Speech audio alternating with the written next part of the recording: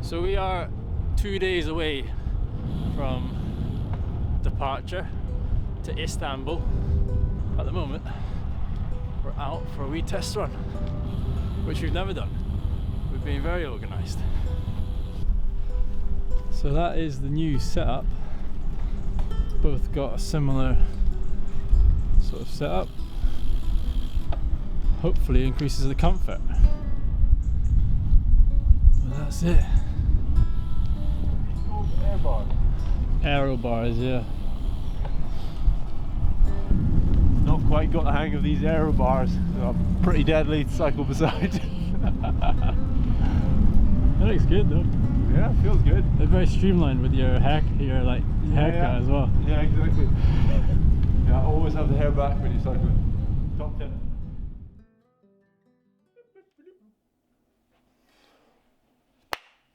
Action. Istanbul.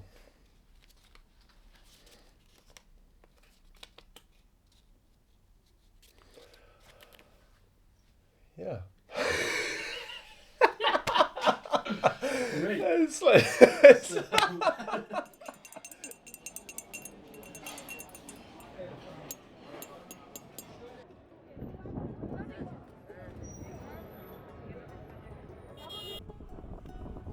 It was nice to return to Istanbul after a year and have a sort of different experience. Yet it was still familiar. Like a lot of the streets we were walking down were places we had gone the year before, but there was a familiarity to it that we were coming back to somewhere we recognised, which was really nice.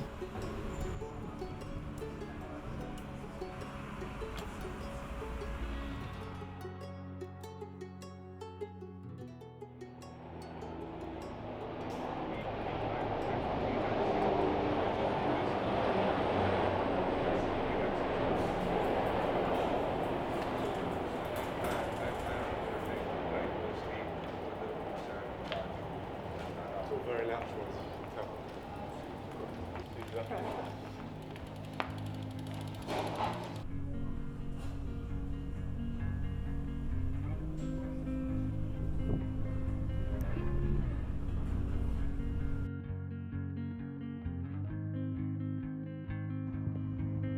First few kilometers in Turkey.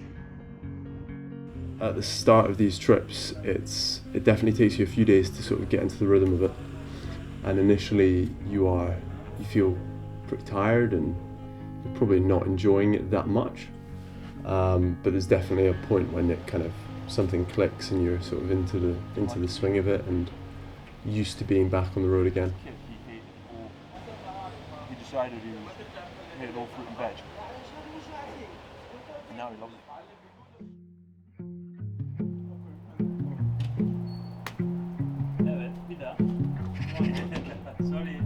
After quite a long first day, we were staying with a guy called Mustafa, who a warm showers host, who lovely guy. He was sort of our first taste of Turkish hospitality. Not only gave us a bed and a shower, he also fixed my bike.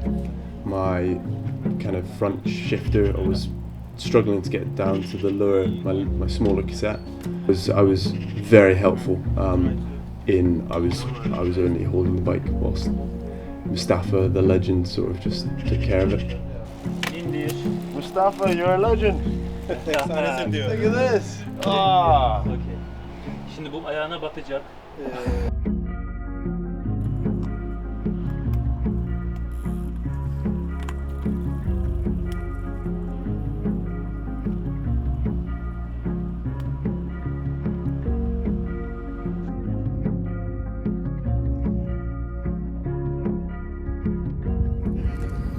Day 2.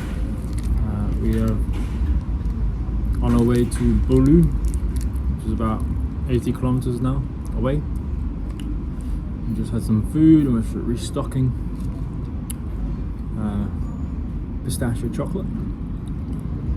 Quite wet today, but it's nice and warm, so things are drying. Look at that, incredible.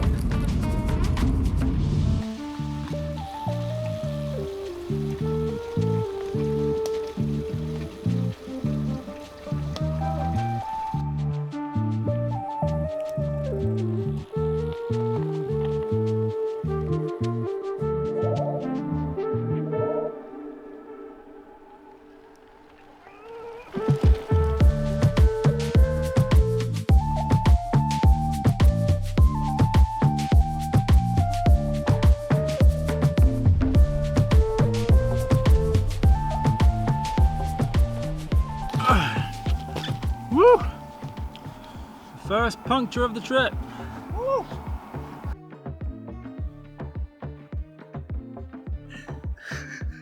So there, in the between my fingers, that's the culprit right there.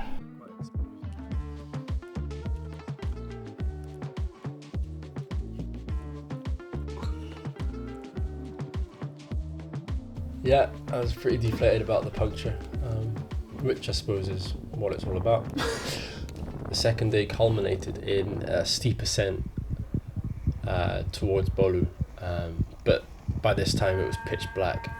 The roads had become busier and busier and busier. A road traffic accident happened, so everything was blocked up, and we got to this top of the hill where there's like collection of like gas stations and restaurants and cafes, and we decided that nah, it's way too busy. This road is too manic, too chaotic to continue. So we found a wee restaurant.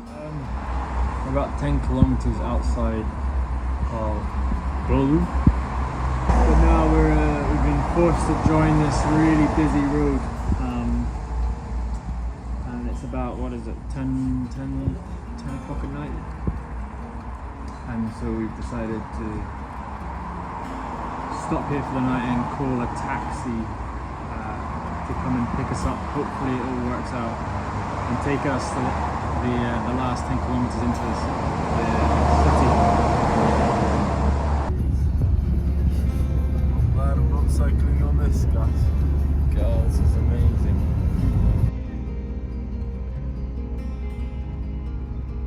We arrived at our warm showers for that night in like a rural park just outside Bolu, in this field. It was in the middle of a field.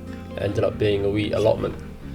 Our host had built this little shed in an allotment that we were then staying at, and so we arrived and unlocked the allotment and let ourselves in, and he turned up and we had a nice fire. And we talked about little bits of cycling with our limited Turkish and his limited English, and then we slept in this little shed and woke up the next day.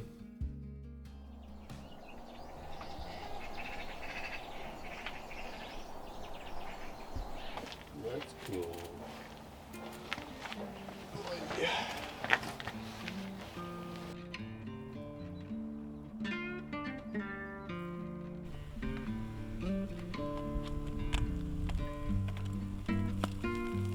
Mud.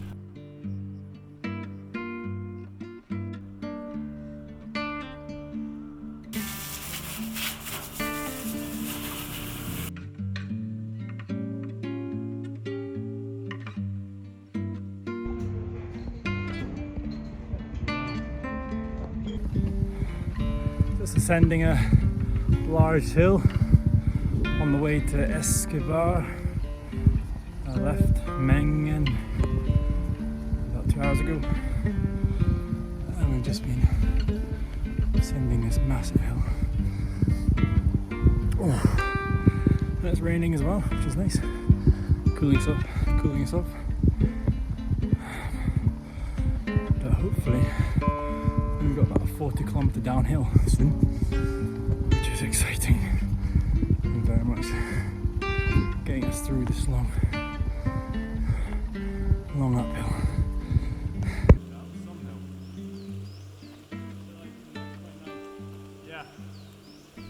We got to the top of this forest and we could hear the thunder in the background, and we were sort of surrounded by mist and low cloud, and it was all wet.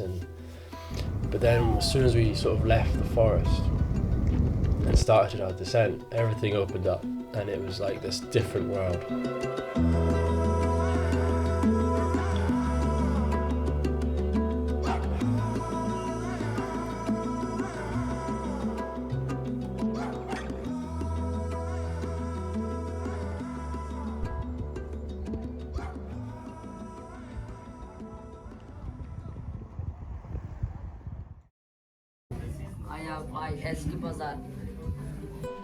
We stopped in a place called Eskipazar.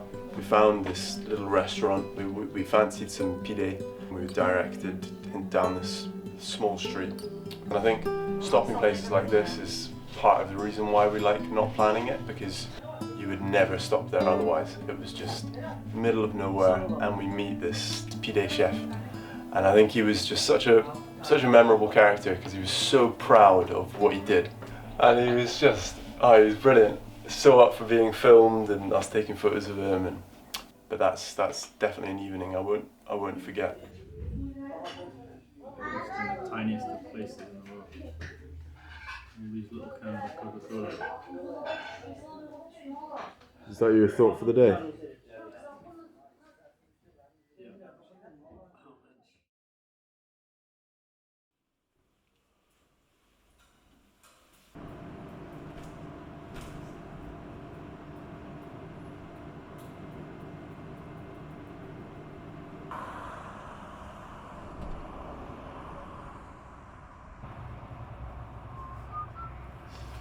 Not bad for 5 years of touring. First scrape.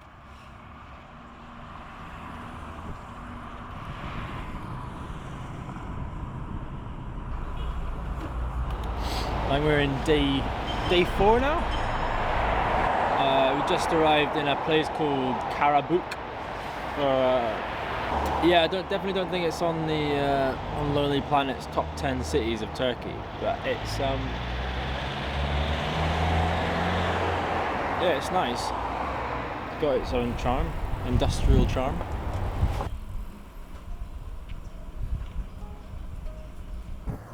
Here we are on the way to Kastamonu. Top tip to if you have things to dry and it's a nice day and you've got aero bars, you've got a wee washing line. Look at that.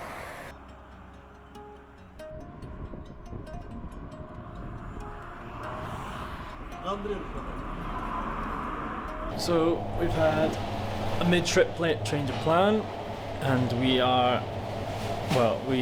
massively overestimated our goal for the trip. I think Baku is a bit too far, and also it seems like we can't even get into Azerbaijan at the moment. So we are currently booking or changing our flights home from Tbilisi in Georgia instead, which I believe we can get into Georgia, so we're doing well. Was this or getting to Tbilisi and then flying to Baku? Because that was kind of the only alternative of getting into Azerbaijan. Yeah. Which seemed like a pretty ridiculous thing to do. New destination is to Tbilisi. This is why you don't plan. This is why you don't plan trips. Because plans, plans always go wrong. Yeah. We've actually planned too much. Yeah. Yeah, we overplanned. And it screwed us up. We've learned that we need to plan less.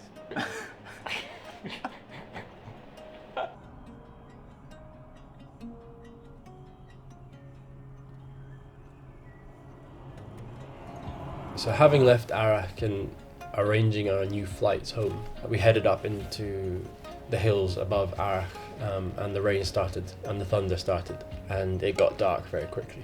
So we pitched up our tent for the first time on the trip, and we both actually slept probably the best we've slept.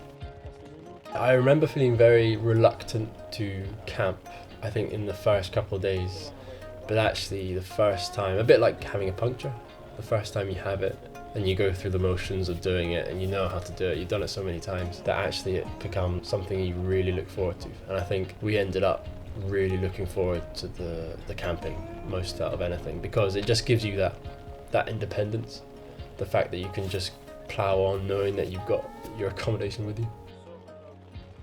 Pistachio chocolate, chestnut chocolate, and lots of nuts. The Soggy nuts. Salted and the dry roasted variety, as well as the soggy variety. We are just outside of Kastamonu.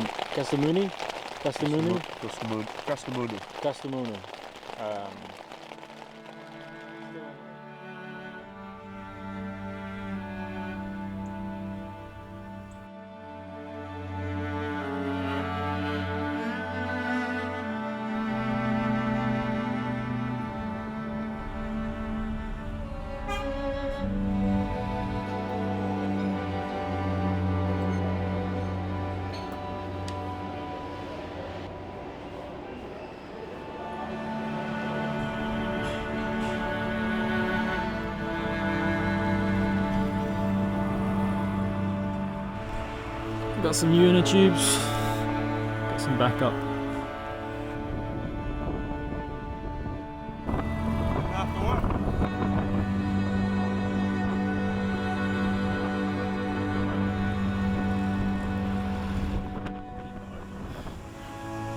Why is it so high?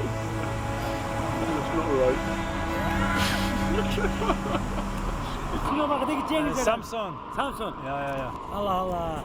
Hava yağıyor, dikkat et havaya. The rain. Yağmur yağıyor. 3 gün buralar yağışlı. Ah, yeah. Dikkat et, dikkat.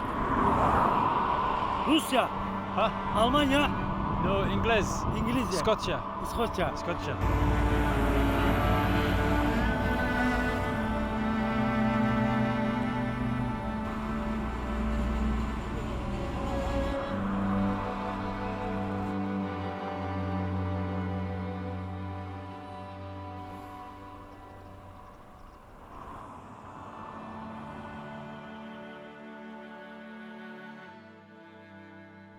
You see that? Don't know.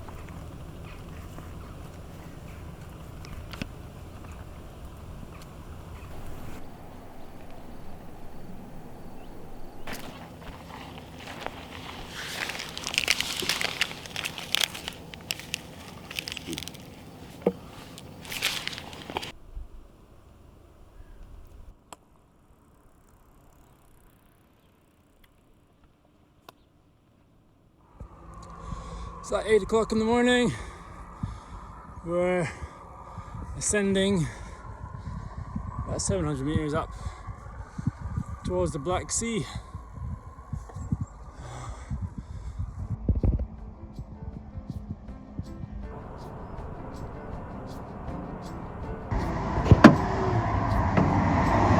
Never used one of these phones. Hello, bicyclette escort. Bicyclette escort. Bicyclette escort.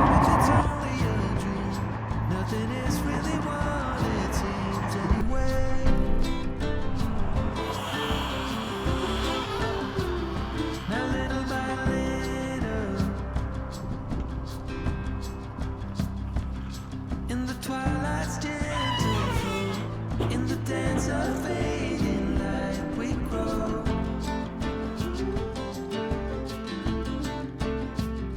And all the warnings,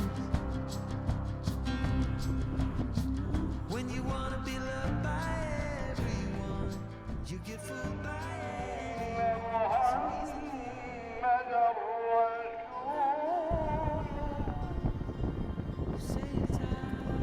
Beside the Black Sea. Look at that! Woo. On our way to Samsun.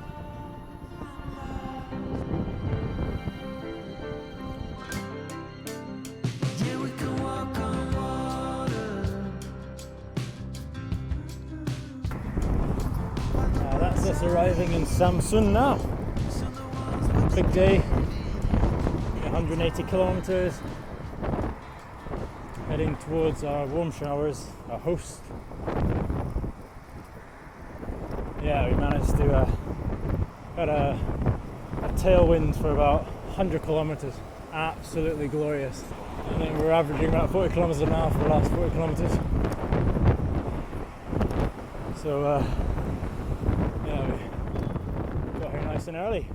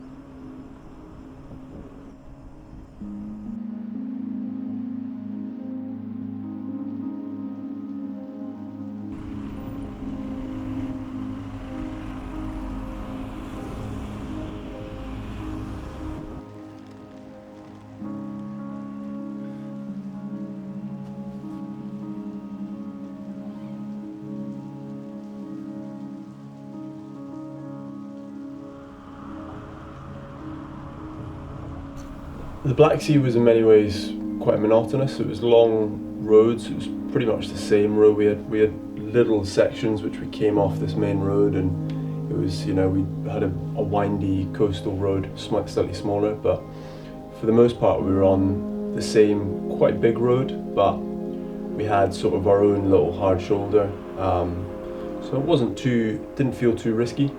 And these long roads were punctuated by tunnels.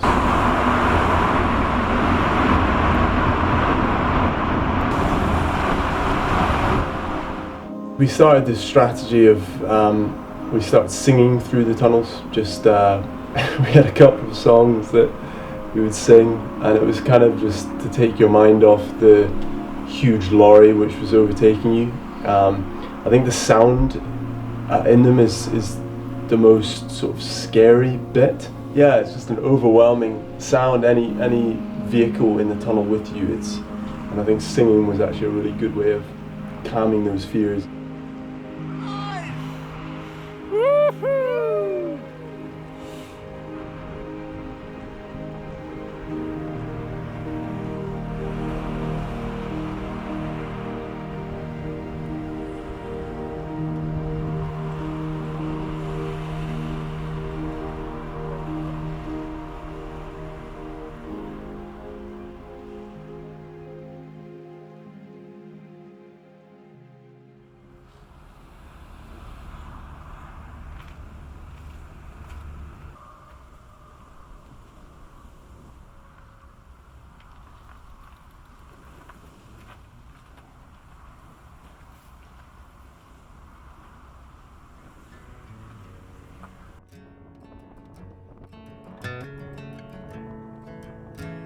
Petrol stations kind of became our target for the, you know, we would cycle for, and you'd see a sign saying next Shell garage in 30 kilometers. So it sort of became a bit of a jewel of that road, and we looked forward to the stops, and there was often they had coffee machines. That was kind of the key thing we were looking for, ground coffee. But yeah, I think that's when definitely was just, we were both really in the rhythm of it.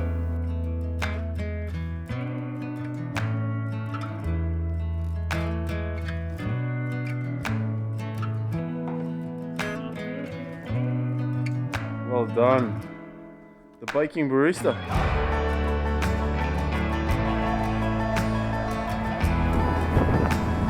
So we're about 100 kilometers from the Georgian border. Day 10, I believe. Going well. Still heading along the Black Sea coast. The sun's out. The road is busy, but it's fast. Yeah, we're hoping to get to like 20 kilometers away from the border today, and then head in early tomorrow morning. That's the plan.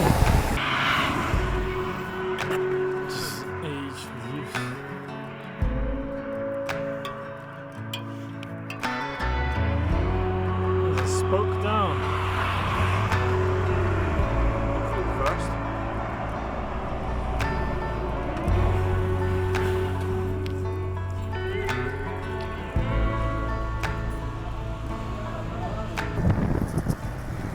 You can tell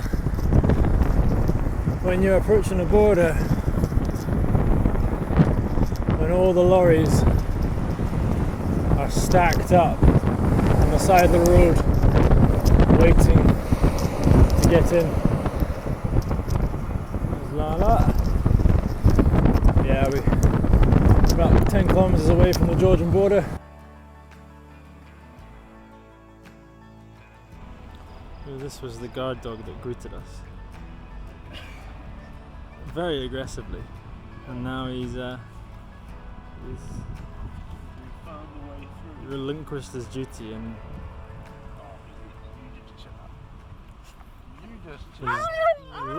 let his guard down completely.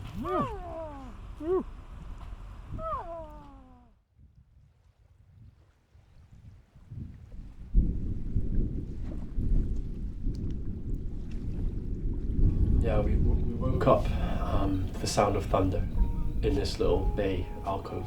Got the tent packed away just in time because the rain started pretty heavily and continued with us for about 10 kilometers until we reached the border.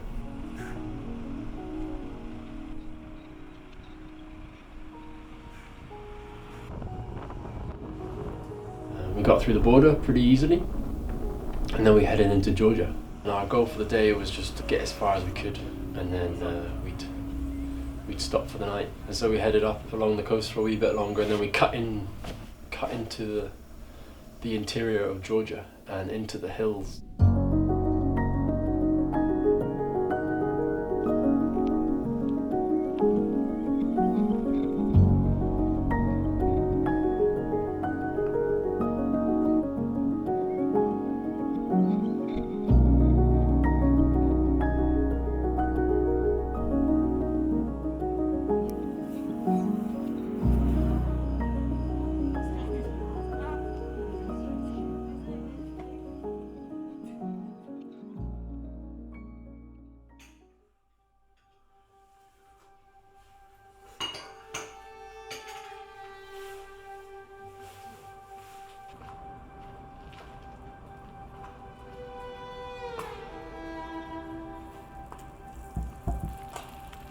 Our second last day on the bikes, we decided to cycle in silence, and I think it's something we've spoken about on other tours, but we've never. Angus and I think have a nice dynamic in that we do spend a lot of time in silence in each other's company. There are probably days when we're not doing a day of silence, but maybe a dozen words are exchanged. But I think that's important because it gives us a feeling of solitude, but also companionship on these trips, which I think is what we're both looking for. But we decided to do a strict day of silence from leaving until the night time. We didn't say anything. We kind of, any thoughts or observations were kept to ourselves, and I think it definitely put me into quite a different sort of a different type of awareness. I think I also wasn't listening, and neither of us were listening to any music or audiobooks, and I think probably became more perceptive of where I was, and there's little kind of memories which I don't think I would have picked up on otherwise. That day feels a lot richer with my memories of it. I don't want to have 10. Don't even want to have 2. I just want to have 1 beer. It's so nice. Got some overnight oats cooking up. Yeah, amazing. It's just gonna be one solid block, and then maybe it'll be easy.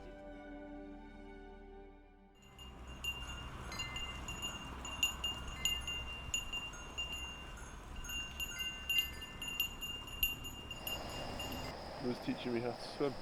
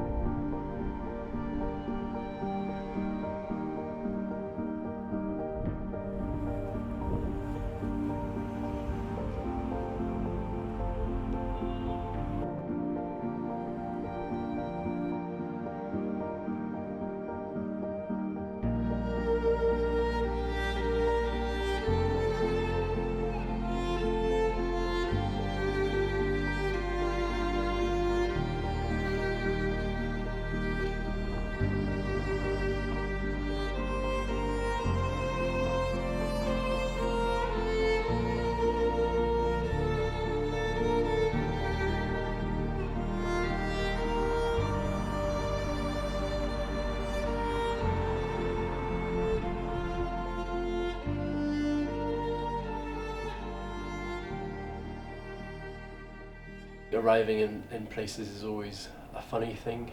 You're surrounded by people going about their normal life. You've just had this big adventure, and I think we've become better at it, at just sort of appreciating it for what we've achieved and realizing that no one actually cares that much, but we both care, and that's sort of all that matters. And we've had this amazing experience together, and we've managed to set out what we wanted to do. Really cool glasses, by the way. Just make sure everyone knows I'm active. I'm mixing a bank.